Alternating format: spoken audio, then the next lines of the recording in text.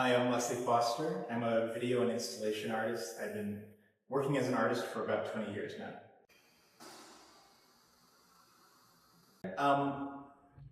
When I think about my art practice, it's really focused on creating speculative ritual, and ritual that's specifically interested in Black, queer futures and other worlds. So I'm asking, how do we step sideways into better worlds? How do we imagine better worlds? How do we create poetic worlds that give us the space to think about what could be better? I would say that I've always known I was an artist as a kid. I didn't know what my medium was. And so that sent me wandering for a long time through a lot of different majors. I spent 3 years as a biology major. I was thinking about doing engineering. But ultimately, during a year in Germany and Austria, I realized, thanks to a friend, that film was the medium I'd been looking for. And not so much in the sense of working in the film industry, but using film as an artistic medium. I ended up going to film school and working in the industry for a while because I had that skill set, but I really wanted to use it to create art and did that as soon as I could.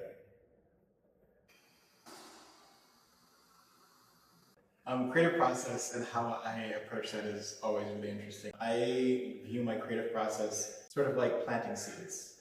Some seeds sprout really fast and some seeds take a really long time. So I usually get an idea as like a single image, and I can tell that it's packed with potential like a seed is. And so then I kind of figure out what kind of seed it is. Maybe it's, a dandelion and I just have to water it for a few days and it's gonna pop up and there we go.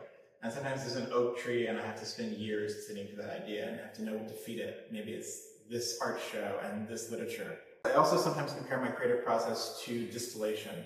I'm adding a lot of things in, and what emerges is a liquid that looks nothing like the ingredients that were put in at first. I'm really interested in dreams, and so often dreams become, and dreamlike imagery and dream logic become a source of inspiration for me.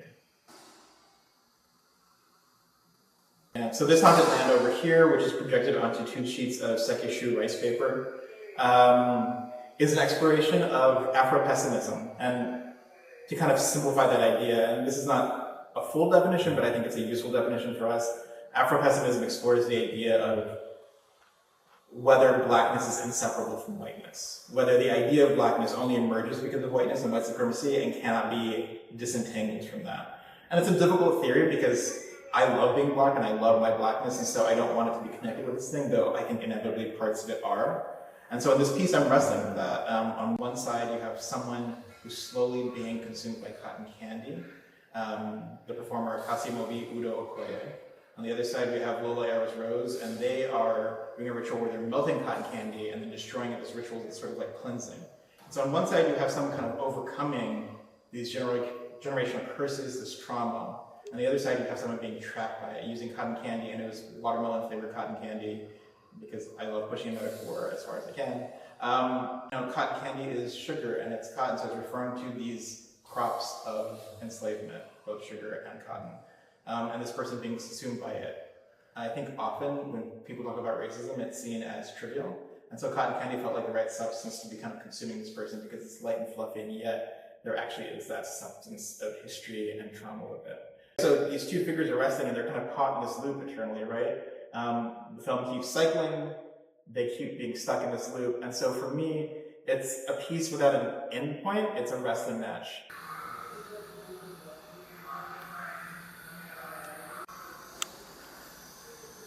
When I think about Ghost Breath in the back, which was created in 2022 at the Skowhegan School of Painting and Sculpture, and Skowhegan is a place that specializes in fresco making. And so in the fresco workshop, hearing about how fresco bounce light, you're basically taking pigment and turning it into stone through that process. A stone full of crystals that bounces light. There's a reason why cathedrals or Greek temples look really magical under candlelight. It feels like the images are coming to life. And so I thought, well, that seems like a really cool projection surface. And so I ended up creating 3 fresco tablets that served as projection surfaces for this piece. I was working with the artist Mairead Delaney, who's a performance artist, and they had worked in Ireland for a while and were thinking about the Irish practice of keening, which is a mourning practice where keeners will scream in mourning, this kind of very practiced, studied kind of scream singing. And we were thinking about this right within months of getting our first vaccines, having lived through a very difficult time, many of us having lost friends.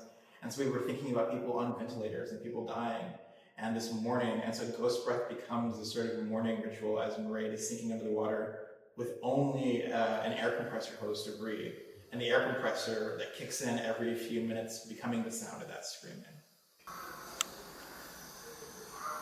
To this piece, Amniosis, which I created with Jack X. Proctor, who's an incredible photographer and installation artist and filmmaker in her own right. Continuing with these ideas of imperfect surfaces, right, projecting onto fabric that we draped. And this is sort of a site-responsive installation, so every site that it's in, it changes a little bit. It's been larger as a 5-channel installation. Here it's a 2-channel installation. We're really interested in that space where you sort of strip away all the things you've accumulated over life and kind of return to the state of innocence and kind of commonality with other people. And we're also thinking about kind of this as a core of like queerness and queer futures and this sort of beauty of taking away everything that people have placed on queer people, just stripping that away. And so you have 3 figures here kind of pulling this sticky substance off their bodies, sort of in this constant shedding of skin into kind of new life, and thinking about like womb-like spaces. That's the name Amniosis. It's interested in like the womb in new spaces and in recreation in this piece. And I think as you move through the cycle, we move from kind of being stuck in that cycle of Afro-pessimism to kind of mourning, which I think can be cleansing, that kind of expelling of grief, to a space where we shed our old skins and kind of open for space for something new and poetic. So Erin Adams and I have been in a conversation since 2019 when we first met, and I think one of our first conversations was about the fact that I had a pretty intense experience of AIDS, having a cousin die of AIDS, when I lived in Thailand as a kid, going to AIDS hospices and working with the patients there. And Erin having that experience as well from a different generation, but kind of having friends around dying, being a queer person as, you know, people are dying, being a lesbian as people are dying of this disease. And so we had that first conversation, sort of bonded over that, and then very shortly after are immersed in this second pandemic in our lives. And so we started talking about the bridges between that. And so what I'm bringing to the collaboration as I'm thinking about that is both conceptual connectivity, but also just the way our materials are in conversation with each other, which is maybe more subtle, but I think color-wise there's a certain palette that's happening in here. There's even shared materials, even if it may not look like that at first. There's video, wax is being used commonly on the fresco tablets. Wax covers those tablets to create kind of a second surface that changes the way light is refracted. Erin is covering these sculptures with wax as well. And so the commonality of shape and thought and material was really interesting. And if you see back here, the Erin Adams piece along with Amniosis sort of share a hug kind of form. But that's sort of the approach that we had, is how do we put our pieces in conversation that mirrors the conversation we've been having. Really tricky, but really important to me.